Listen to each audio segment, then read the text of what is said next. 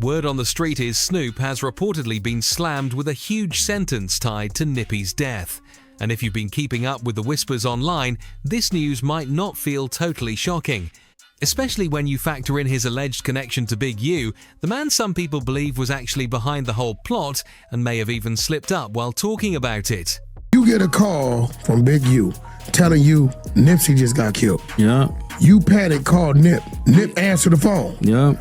So how exactly does Snoop end up connected to all of this? Well, what investigators uncovered shifts the entire narrative. Let's break it down. The shadow behind the trigger. Before we dive into the parking lot scene, before we talk about the shots fired, before the trial and the sentencing, we have to address the giant question everyone keeps circling back to. Because Snoop Dogg's name being linked to Nippy's death didn't just randomly appear overnight. The second Nipsey Hussle was gunned down outside the Marathon clothing store on March 31st, 2019. The internet didn't just mourn the loss. People immediately started pointing fingers. And the biggest finger, the one lighting up conspiracy forums, long Reddit threads, and stitched together late-night TikToks built from old interviews and surveillance clips, points directly at Snoop Dogg. Not as the emotional big homie mourning a friend, not as the man who stood before 21,000 people at Nippy's memorial fighting back tears, but as someone conspiracy theorists claim may have known what was about to happen and either allowed it or helped set it into motion from the background. Now here's the twist. The conspiracy doesn't begin with Snoop himself. It actually starts with Big U. If you know anything about the internal politics surrounding the Rollin 60s Crips, then you know Big U is one of the most controversial figures tied to that world. He's an OG with serious connections, major influence, and a reputation that divides people straight down the middle. Some see him as a respected community leader who poured resources back into the neighborhood. Others view him as something much darker operating behind the scenes. The theory that swallowed the internet goes like this. Big U allegedly had advanced knowledge about Nippy's death. And because Snoop had a long-standing relationship with Big U, critics claim that means Snoop either knew ahead of time as well or chose loyalty to Big U over Nip. That's the accusation that's been floating around for years. That's the storyline that slowly turned Snoop from a grieving friend into a suspect in the court of online opinion. And the spark that really set everything off? A claim from a man named Loose Cannon, a street figure from LA who publicly alleged that Big U was making phone calls about Nippy getting shot before the news had even broken nearly 30 minutes before it went public. 30 minutes! If that claim were true, it would suggest someone inside that circle had information about the shooting while Nip was still alive. And when Loose Cannon laid out the details of that call, the specifics were enough to make the entire internet pause mid-scroll is greater than is greater than is greater. You get a call from Big U telling you Nipsey just got killed. Yeah. You panic, call Nip. Nip answer the phone. Sit with that for a second. The allegation is that Big U was calling people saying Nip had already been killed. But when those same people panicked and called Nip directly, he actually answered the phone. He was still alive. Which means if you follow the conspiracy logic, either Big U jumped the gun with information he shouldn't have had, or he somehow knew what was about to happen before it unfolded, and the internet took that thread and dragged it all the way to Snoop's doorstep. Why? Because Snoop and Big U go way back. Deep history, long documented ties. The conspiracy crowd's math was pretty simple. If Snoop was that close to Big U, and Big U supposedly had prior knowledge, then Snoop must have either turned a blind eye or been connected to the machine behind it. That's the accusation that's bounced across social media platforms for nearly 5 years now. But how did Nippy actually die? Because the reality is even more unsettling than the conspiracies people keep repeating. Eric Ronald Holder Jr., 29 years old and also associated with the Rollin 60s, pulled up to the strip mall with a woman he had been seeing for about a month. Holder was an aspiring rapper who went by Fly Mac, while Nipsey's career was soaring to new heights. They grabbed chili cheese fries from Master Burger, and then Holder spotted Nip standing in the lot. What followed, according to grand jury transcripts and trial testimony, was a conversation that lasted about 4 minutes and was calm as a quiet Monday morning. Handshakes, smiles, no tension at all. But during that exchange, Nip told Holder, without disrespect or aggression, that word on the street was there might be paperwork on him. In that world, paperwork means cooperating with police, one of the most dangerous labels someone can carry. Nip wasn't accusing him. He was warning him, looking out for someone from the same neighborhood. Holder asked Nip if he himself had ever snitched. The voices never rose. The conversation ended peacefully. Holder walked away, and Herman Cowboy Douglas, Nip's day, one friend who stood there through every second of that moment, later described it plainly. Says Nipsey was looking out for him, basically saying, hey, they got paperwork on you. Looking out for him, basically saying, hey, they got paperwork on you. Looking out for him. That's all it was. Holder walked back to the car, sat with his date, and kept eating his fries. 9 or 10 minutes passed in silence. Then everything changed. He loaded 2 guns, a semi-automatic pistol and a silver revolver, inside the woman's car. She told him there would be no drive-by happening in her vehicle. He didn't care. Holder changed his shirt, circled the block, and came back on foot. At least 10 shots rang out at close range. Nip dropped instantly. Holder stood over him and reportedly said, "You're through." Then he kicked him in the head before taking off. Nip's final words were simple, "You got me." 2 bystanders were also struck by bullets, including Kerry Lathan, a recently paroled man who had received a care package from Nip just weeks earlier. Holder threatened the woman he was with, fled to a Motel 6, and 2 days later turned himself in at a mental health clinic. The entire city of Los Angeles was asking the same single question: why? Was it the snitch conversation? Was it jealousy that had been building long before that day? Or was it something buried deep in their shared gang background that neither of them could escape? Prosecutors later argued the conversation had little to do with the murder itself. They said long-standing envy was the real driving force. The defense argued the exact opposite, that the snitch allegation, coming from someone as respected as Nip in that environment, triggered a psychological breakdown. But for Cowboy, the man who witnessed everything, who heard every word and watched his brother collapse onto the concrete, the answer still came down to one haunting question he couldn't let go of. I had to get up there. I want to look him in the face, and I still need to know why. Because I know you didn't kill him behind the conversation. Cowboy felt it deep down. In his bones, a 4-minute conversation about paperwork doesn't suddenly turn a man into someone who loads 2 guns, circles the block, and returns on a mission. Something else was driving Holder that day. Something deeper than a quick street exchange about snitching. And that's exactly what prosecutors spent the trial trying to unpack. The trial and the verdict. 3 years, a full 3 years passed between the murder and the courtroom showdown.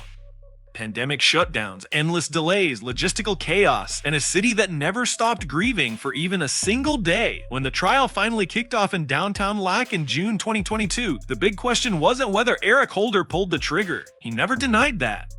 The real question was what kind of murder it was: first degree, planned, calculated, premeditated, or voluntary manslaughter, heat of passion, no time to cool down, a man who snapped and couldn't pull himself back. That 9-minute window between the conversation and the gunfire became the entire battleground.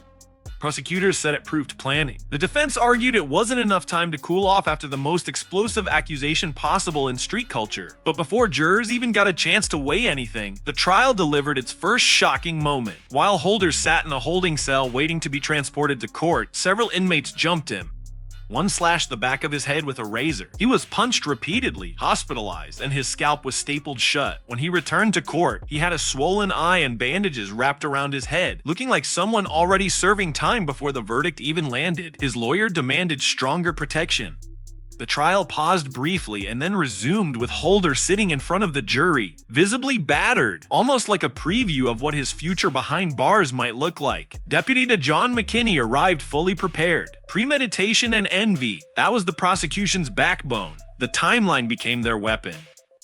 Holder had roughly 10 minutes after walking away from Nip. In that span, he loaded 2 guns, switched his shirt, drove around the block, and came back on foot. That's not someone who lost control, McKinney argued. That's someone who made a decision. And what pushed that decision? And what pushed that decision? Prosecutors pointed to long-standing jealousy of the neighborhood's favorite son, the one who made it out while Holder remained stuck. The jury watched the surveillance footage, Nip being shot, the shots continuing while he was already down, the kick to the head. McKinney narrated the footage in real time. Nip still moving, lifting his arm while being shot again and again. Then Cowboy took the stand and broke down completely. The key eyewitness, the man who heard the paperwork conversation, saw Holder leave and watched him return. His testimony locked down the timeline and confirmed the first conversation had been calm and non-hostile. That alone weakened the defense's argument that Holder had been provoked beyond control, but Cowboy wasn't. I regret that I left aside. I should have never left aside. The protector's worst nightmare, the one who stepped away at the exact wrong moment, and the weight of what he never could have predicted made it even heavier. I did not see this coming. No way. No how. Defense attorney Aaron Jansen tried to bring the jury inside Holder's mindset. In Roland 6-0's territory, a public snitch accusation from someone as respected as Nip isn't just an insult. It can feel like a death sentence to your reputation. Being labeled means being hunted, cut off, and pushed out of the only community you've ever known.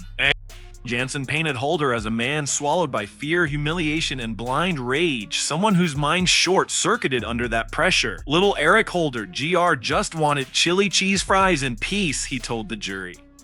He also noted Holder had been non-active and had documented mental health struggles, schizophrenia, auditory hallucinations, paranoia, though none of those claims were formally used as a legal defense during the trial. The prosecution fired back with one simple visual: Holder showing up shirtless, every Roland 6-0's tattoo fully visible.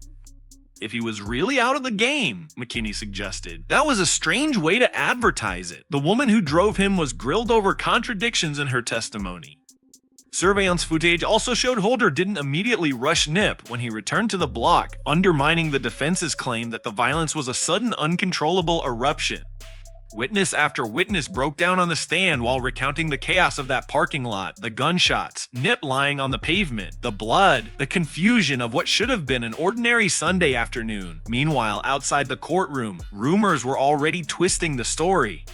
Word spread that Nip had outright called Holder a snitch and that the killing followed the street code. Cowboy knew that narrative was false. He had been standing right there, and he knew if he didn't speak up, the story would be hijacked by people who weren't anywhere near that parking lot.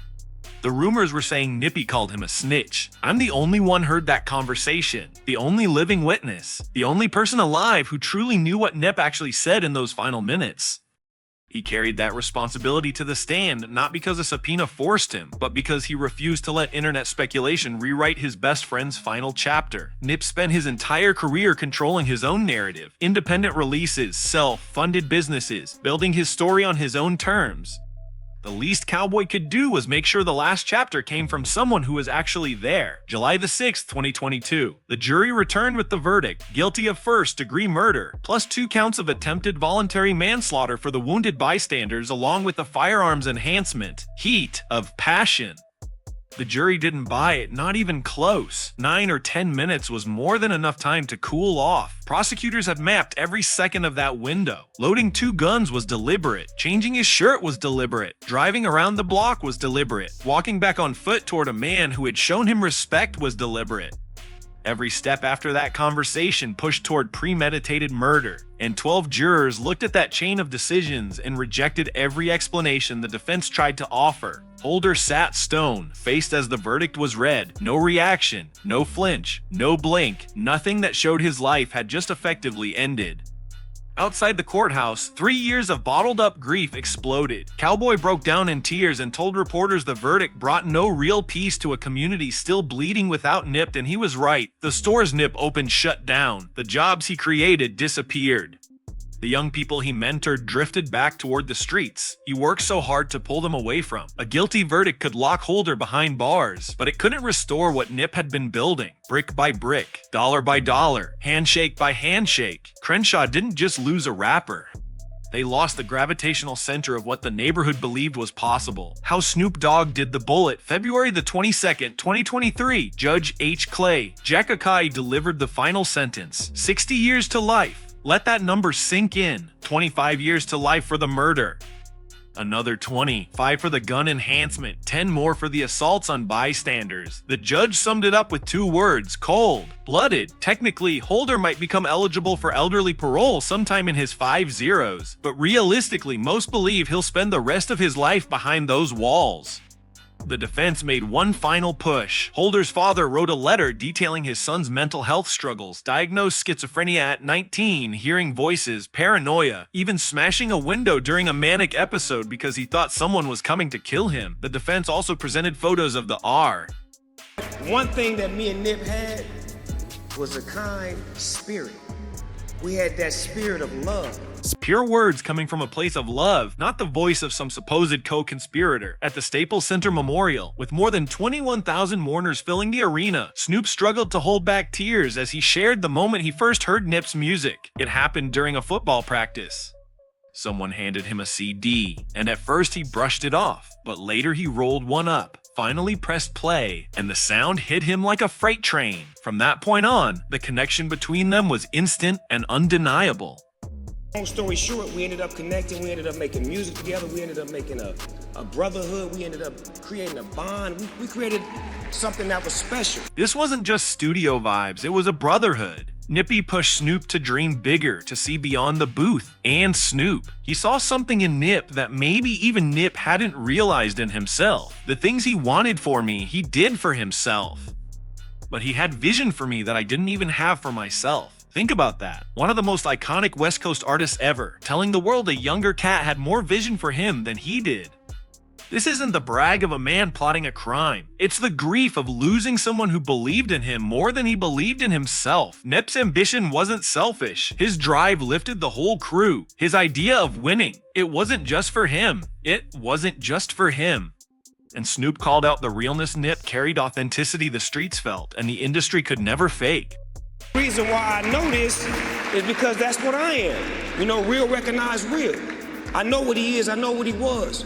Real recognize real. Yeah, it's a cliche in hip hop, but from Snoop in that stadium, voice cracking, eyes glossy, it hit differently. It was a declaration. He knew Nip. They were cut from the same cloth. That's why the loss hit so hard, so permanent. Then Snoop turned to the people Nip left behind. He looked at Lauren London and made a promise that cut straight to the heart.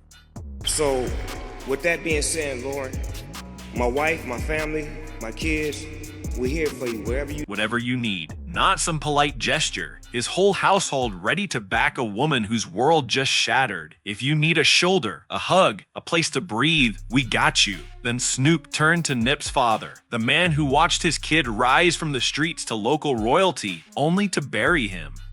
And Pops, every time I come in the store and see you, I just sing the joy. Every visit to Nip's store, Snoop saw Pops, and the joy was real, that bond, unshakable. And then came the peak, the moment that left everyone in the room holding their breath. I want you to know that you may have lost a son, but you picked up another son in me. You lost a son, but you gained another one in me. In a culture where chosen family fills the gaps bloodlines leave, that wasn't a metaphor. That wasn't for cameras. Snoop told Nip's father in front of 21,000 people, "I'm here. I ain't going nowhere. Your loss is my loss. Your family is my family from now until they lay me down." Does that sound like the words of someone plotting murder? Or someone's heart ripped apart by losing what he considered blood? Conspiracy clips and stitched timelines can't touch this. Grief that raw, love that visible, can't be faked, and legally. The California 2nd District Court of Appeal unanimously rejected Holder's appeal on November the 5th, 2024, 25 pages, dismantling every argument, 0 errors. January the 16th, 2025, the California Supreme Court refused to even look. Done. Eric Holder will spend life behind bars. Conviction final. No more moves. What's left? The void. The marathon clothing store. The real estate. The jobs. The mentorship. The man who proved you could rise without abandoning your people. Nipsey Hussle wasn't a symbol. He was a blueprint. And when Holder erased him over fries, paperwork, 9 minutes of choices, he didn't just take a life, he erased a whole community's proof of what's possible. Snoop keeps that spirit alive. Music still bangs, legacy still grows, but the man, Armis Joseph Asgadam, Neighborhood Nip, the marathon gone, and no sentence, no matter how long, will fill that space.